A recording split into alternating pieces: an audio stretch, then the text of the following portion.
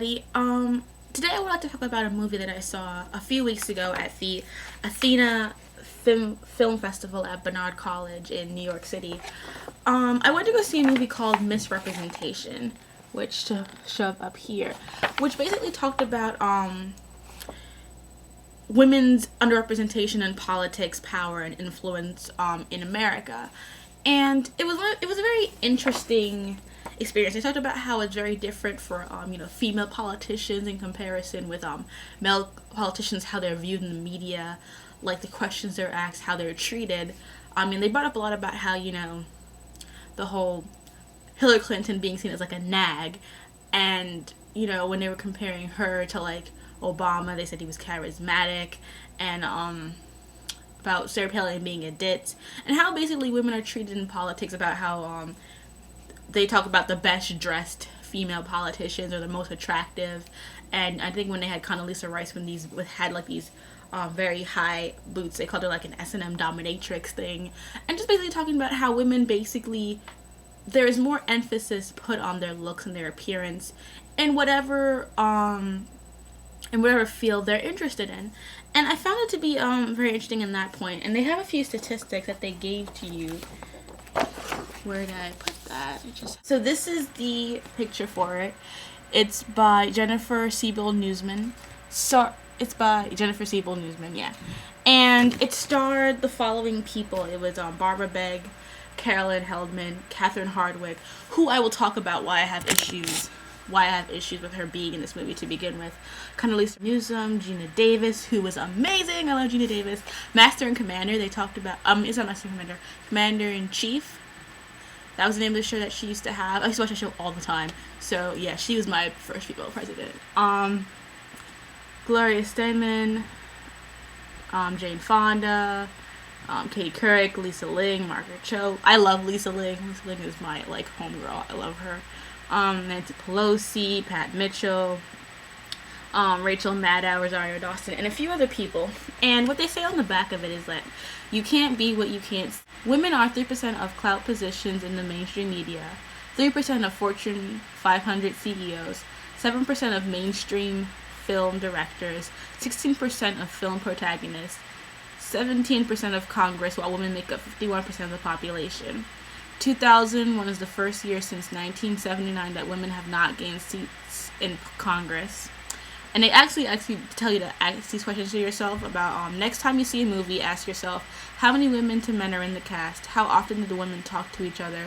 How many women appear in non-traditional roles? How many women writers, directors, or producers were involved in making the film? So I found that all very interesting. And they brought up a lot of different factors about, like, Margaret Cho talked about how when she had her show years ago, she got a lot of criticism for her looks and her appearance, which, as we all know, about the whole, how that's a big contrast to the whole, fat guy, and then he has a skinny, perfect wife that people don't say that he would never get realistically. And just how men cannot be as physically attractive, but still have a decent career. And they talked about the, I think she called it the action fuck toy, about these female action heroines who are supposed to be all badass and whatever, but they really are put in there to emphasize their sexuality and to just wear nothing and to just be sexual objects while carrying these big guns to make them more attractive, because gun is a phallic image, because male dominated, whatever. So it's really not to empower the woman, it's to have a piece of eye candy for a guy. And what else did they talk about? So they did have a lot of good information, and I do agree that there's a lot of problems with women in the media and how they're treated. I think that's a pretty basic idea. But I had a lot of problems with the things that they didn't say. It's very easy to be like, yeah, it's all about men, it's all men's fault, men are the reason why we don't have equal pay, etc., etc. But what I felt they were lacking is how they didn't criticize, women's industries that perpetuate the same crap. Why do you think we have chick lit and rom-coms? Because women go to see these things that promote the stereotypes about the woman who always has to have a baby, get married, that's all she cares about in life. The woman, if she's a if the woman is a feminist, she's like an evil bitch, or if she's a career woman without a family. You know, if you're a successful career woman, you're not allowed to have a successful relationship. You have to bend for it. And those things are what women go see, and women fall into that trap all the time. I mean, we cannot blame men who don't see rom-coms and don't watch these movies for their existence. We cannot sit and complain about why there are all these movies like Valentine's Day and The Proposal and All About Steve. That was that movie with Bradley Cooper and Sandra Bullock where she was like stalking the shit out of him. And really bad rom-coms. We can't blame anyone for those things besides women, because they're the ones who are going to see it. I mean, maybe gay men, but it's mostly women. So what do you do about that? How do you fix that? I mean, how do you blame men for, you know, young adult lit that promotes rape culture and female pacifism and all those kind of negative aspects, when men aren't buying those books, where they are targeted towards girls. Girls are buying them. Girls are defending them. So what do you do about that? And what do you tell these women writers who we want to see be successful and push the shit that women can be successful businesswomen, but what do you do when they're the ones promoting this stuff to our kids? What do you want to do? You just sit there and you say, oh, they have freedom to express themselves. That's why I'm so against Catherine Hardwicke being in this movie. Because, one, I can't stand Catherine Hardwicke. Because she's been writing... Because she said in the movie that Twilight was the biggest commercial success. And even though after that, she could get no success for it, even though, like, she made it so successful. But it's like, you did not make this movie a success. Do not come here and act as though this movie, this entity, that success was based on your directing abilities. It was successful because it already had a built-in fan base that was going to go see these movies no matter who was directing them. So don't sit and act as though it's you who made those movies great, because you haven't made a great movie. You have made really, really good movies. I think 13 is a good movie, but it's not a great movie because some of the acting is really shitty in it. And I think that she has not done anything to show me that she is a great director. Because if we're going to be talking about putting everyone on an even scale, I'm not going to give you praise and accolades just because you are a woman and a director. You have to be a good director, first of all. First and foremost. Because the next two Twilight movies, while they were made by men, they're superior in directing than yours. It is that simple. It's nothing to do with you being a woman. You're not even a great woman director. The woman who made The Hurt Locker, that's a great female director. You are not. You are good with your little indie movies, like, and those things, but you're not a great woman director overall. So I feel like her being in there perpetuates that thing. And they had a question and answer part of the festival, because I was there when it was being screened, and I literally said that, like, how can we support these things and say that we should support women being successful when all we're given is crap? Because people milk it up. You can't keep perpetuating the same crap all the time and then want everyone to change and suddenly have high self-esteem and feel good about their bodies and not want to think about men and babies all the time. From the time girls are little kids, we are programmed to be mothers and caregivers and to have children, but to also be virgins at the same time, which is the biggest contradiction. How do you want us to have babies and get married and have these huge families, but you don't want us to know anything about sex in the first place? Like what is wrong with you? And then we have these books that teach girls to go after these guys who treat them badly, who have no interest in what they have going on up here. I don't care how average you're saying they are, just because their average is full of shit. So they don't care anything about your mental abilities, what you want to do with your life. They have no goals. They have no aspirations. They're just there. That's the biggest problem with Twilight. I don't even care that Bella's useless, that she wants to be with Edward. I don't even care that Bella wants to get in Edward's pants. I don't care about that. I don't care about all she cares about is him. What bothers me is that she has no goals and aspirations for herself as a person. When I was growing up, the strongest women characters I saw were like Ripley, The Bride, Buffy, Xena, the chick from Alias, Sarah Connor. all of those, and now it's like Elizabeth Salander from the Girl with the Dragon Tattoo series. All those things, men. Men created those characters. A man made Buffy. A man came up with Xena. And they're not, and the thing about it, they're emotionally complex characters. There's no denying that Xena's a woman.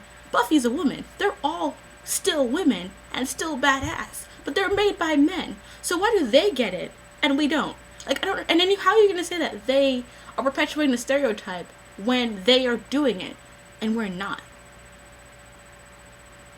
You can't complain that you can't want to have a strong female character and then complain just because she looks attractive. Like, I hate that whole thing where it's like, so we have to make all female characters be not pretty or be average for them to be acceptable as like heroes. Like, they're superheroes. Like, I always hate the complaints that super girls and super heroines are like dressed like inappropriately. So are the men. So are the men. They wear latex. They wear latex. If they were real, you would see nothing but like bulge all day long. It's the same thing. Does Superman have to have muscles? No, he's naturally strong, but he has it because it's appealing and it's awesome to look at. That's why girls have the big boobs. It's appealing to look at. It makes them look attractive. It's aesthetically pleasing, but it doesn't take away the fact that they are emotionally complex and badass characters. Why does it have to bother you so much that they look a certain way?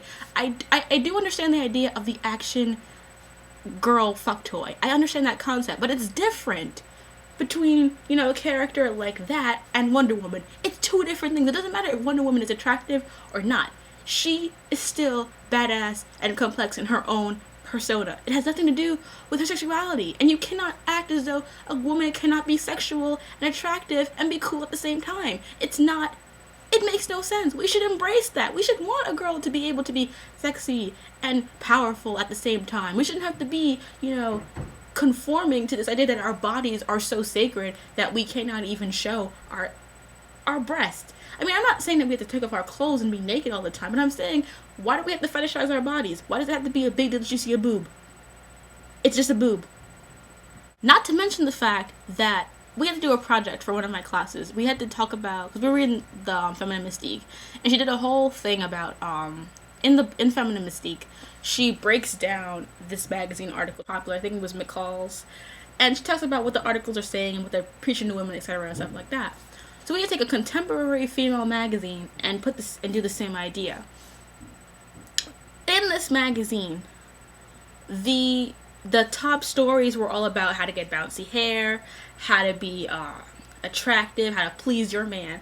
If you look at Cosmo, it's all about 6 tips to please your man. It's not about how to please you, how to make yourself. It's all about how to please your man. And they had an article about, like, you know, how to be a badass in the business office, modeled after Cleopatra, right?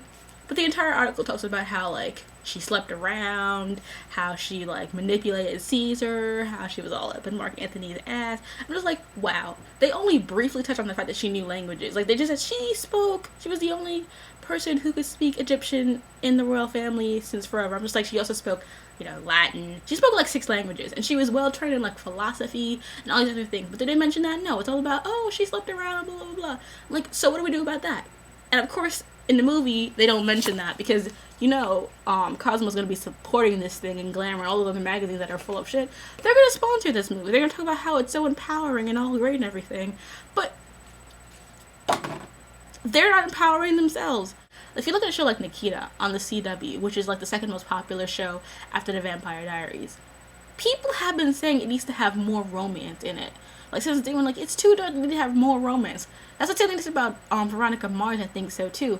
It's like, why can't we just have a show with a girl fighting and doing what she has to do, like kicking ass?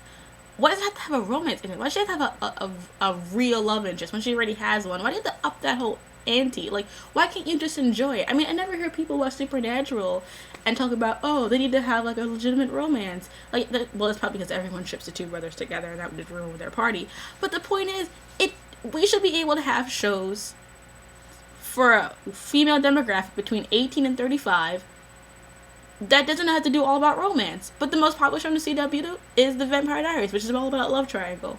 And if they don't have the fucking love triangle, in every fucking episode, everyone has to complain about, oh, it's so different, I don't like it, there's too much plot. That literally has been a thing, there's too much plot. I'm just like, really? really. We perpetuate our own issues as a whole. There are the exceptions, of course. There are plenty of women who are like, that's stupid, I don't like it, who like know that there are good rom-coms, but not really that much coming out these days. But yet, they keep making money. Why? Because there are girls who flock to it. Jennifer Aniston must go see. Julia Roberts must go see. And I'm just like, why? Why? What have they ever made that has ever been amazing just because it was amazing? Like, everyone took, like, Julia Roberts was great in Ella Brokovich. I'm like, no. She was good for Julia Roberts. She was not good overall. Like, I don't know how she won that Oscar. I'm sorry. I have never found her that, like, appealing or sweet or whatever down-to-earth crap people always want to tell you about how she's just like an average girl. Like, no, she's rich. That's not average. I feel like we should stop acting as though we have to support women for the sake of women. We have to support the good, and only the good, in all forms of all sexes, because it's the only way we're going to get anything done. And I feel like we should also stop assuming that sexy equals slutty fuck toy in all cases, because they in the movie they showed a trailer clip of Sucker Punch, and Sucker Punch has not even come out yet. Because this was all the way. The Dead Festival was all the way in, I think, when was this? This was in February. This came out in this was aired in February, and it was made before that. So Sucker Punch isn't even out yet. But what I've heard is that they're dressed that way to make a point.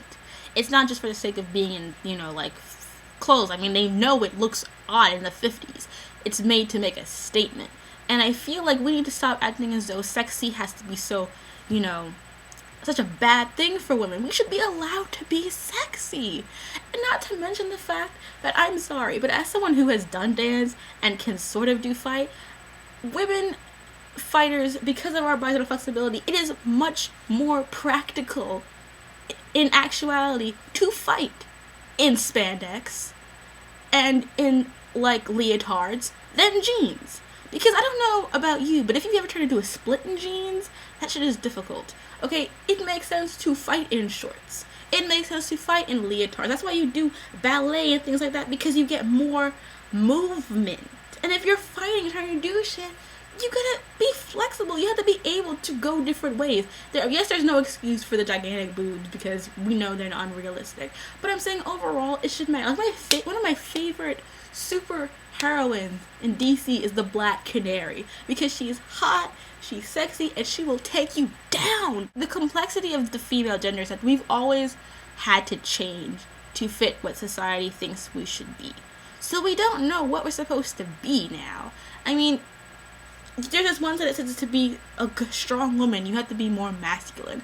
And there's a feminine side where you have to be just a complete girl. And then there's a virgin, and there's a slut. And then you gotta be this, you gotta be that. It's like we have to either be either or. We're never a complete person.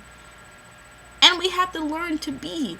We should embrace the fact that a girl could be free with her sexuality, like Samantha from Sex and the City. But also respect the fact that there are women who want to be in long, respectful relationships, like Charlotte from Sex and the City. Like, I love Sex and the City. Not the movies, just the show.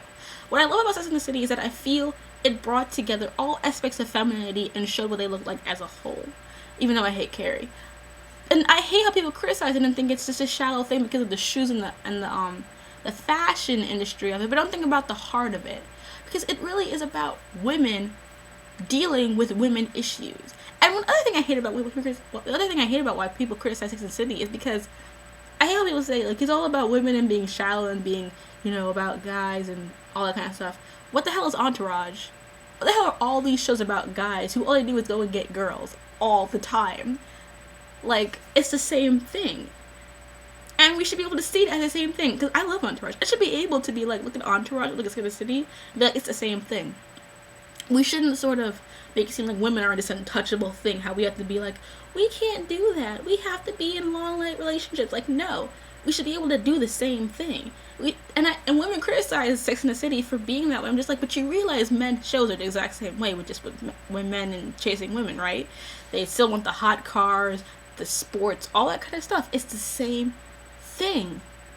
But you see it as a bad thing when we do it. Doesn't that not make sense? Does it not make sense to you how we are saying that men have to be sexually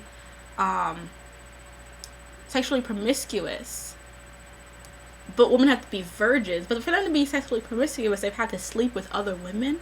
So we say that those women are easy and evil, and the virgins who wait are somehow better because they didn't have sex right away.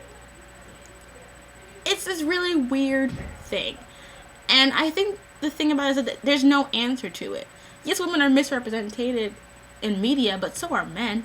So are minorities. So is everyone. But I've always felt like when I read stuff about women, other women, especially like female books and stuff, I feel like it has taught me, quite honestly, not to trust women. I feel in female relationships, a part of me can never trust my female best friend. Why? Because she will be my worst enemy. We have been taught that forever. Betty and Veronica, Gossip Girl now. Anything where you have two female best friends, eventually they will turn on each other and they'll be your worst enemy. And I really want to be able to write a book. That's why I hate how female young age does not have strong female friendships. I hate that so much. Because we need to have that. We need to be able to be okay with our female best friends. I mean, I see guys, like I was watching The 40-Year-Old Virgin, and I'm just like, I would love to have a relationship with my girlfriends the way these four guys have a relationship with each other. I would love to be able, to be like the guys in The Hangover. That's like my dream. That's the biggest problem I have with media portraying women, is that we have to be enemies of each other. We have to hate each other. We have to fight each other all the time for stupid shit. But guys can be like the bestest friends all the time. Like, I love watching like Hangover and other bro films, and I want that for girls. But they'll never do that because people want to see bullshit. They want to see women getting the man and all that stuff. Like, we need to be our own heroes. That's why I want to see Sucker Punch. Because at the end of the day, it's four girls kicking ass. I don't care what they're wearing. I don't care if it's going to be like a shallow thing and it's not really a great story. I want to see females being the heroes to their own story. I am the stone that the builder refused. I am the visual, the inspiration that made ladies sing the blues. I'm the spark that makes your idea bright. The same spark that lights the dark so that you can know your left from your right. I am the ballad in your box, the bullet in the gun, the inner glow that let you know to call your brother son. The story that just begun, the promise of what's to come. And I'ma remain a soldier till the war is won. Chop, chop, chop.